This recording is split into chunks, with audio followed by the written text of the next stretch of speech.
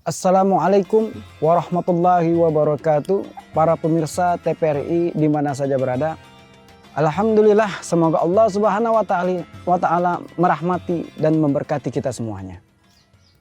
Pada kesempatan kali ini kita akan mengambil hikmah daripada kisah tauladan yang terjadi yaitu pada masa Rasulullah SAW, yaitu seorang sahabat yang selamat daripada durhaka kepada ibunya. Alqamah namanya. Alqamah merupakan yaitu sahabat Rasulullah yang sangat taat dan wara' serta rajin beribadah kepada Allah Subhanahu wa Ta'ala dan dekat dengan Rasulullah SAW. Suatu ketika sahabat memberikan berita kepada Rasulullah bahwa Alqamah sedang sakaratul maut. Maka Rasulullah SAW mengutus sahabatnya untuk mentalkin daripada Alqamah.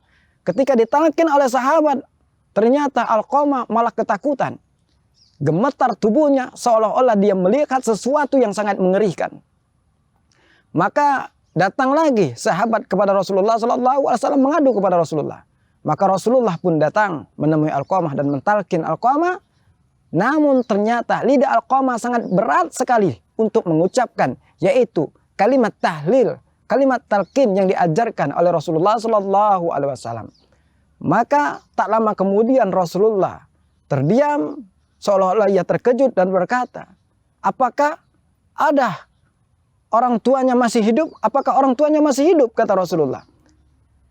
Maka istrinya pun berkata, iya, orang tuanya masih hidup dan tinggal di daerah sana sendirian.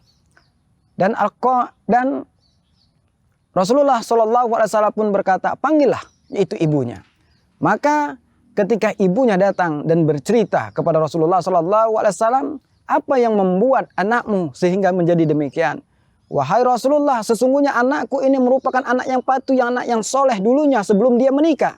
Tapi ketika ia sudah menikah, maka tak pernah sekalipun ia menjengukku. Jangankan memberi makanan atau memberikan uang kepadaku, menjengukku pun saja tidak pernah lagi. Maka sakit hatiku ya Rasulullah kepada anakku. Aku yang telah mengurusnya, membesarkannya. Akan tetapi ketika dia sudah besar, aku masih hidup, tak pernah sekalipun ia menemuiku, mengunjungiku. Para pemirsa TPRI di mana saja berada, yang diberkahi dan dirahmati Allah Subhanahu wa Ta'ala. Maka inilah kata Rasulullah yang membuat Alqamah sehingga sulit untuk sakaratul maut. Maka Rasulullah SAW menganjurkan kepada ibunya untuk memberikan maaf kepada anaknya Alqamah. Namun rasa sakit hati ibunya masih menyelimuti hatinya. Itulah yang membuat ibunya sampai Alqamah sakaratul maut tidak mau memberikan maaf kepada Alqamah. Maka Rasulullah berkata, kalau begitu, kalau demikian wahai sahabat-sahabatku, kumpulkanlah kayu bakar sebanyak-banyaknya. Sahabat pun berkata, untuk apa ya Rasulullah? Apakah engkau ingin membuat api unggun? Iya, kata Rasulullah. Kalau begitu, untuk apa api unggun tersebut? Kata Rasulullah SAW berkata, api unggun tersebut akan saya buatkan, yaitu untuk membakar Alqamah. Daripada nanti ia dibakar dengan api neraka, yaitu di neraka jahanam, maka lebih baik ia dibakar dari sekarang. Maka tekad Rasulullah SAW untuk membakar Alqamah sebagai gertakan kepada ibunya, supaya ibunya memaafkannya. Betul ternyata saudara-saudara. Ibunya memaafkan Alqamah dan mendekati Rasulullah. Ya Rasulullah, saya tak tega melihat anakku dibakar hidup-hidup. Maka saya ridho dan saya rela atas apa yang telah dilakukannya kepadaku. Aku maafkan ia, ya Rasulullah. Inilah sebuah contoh.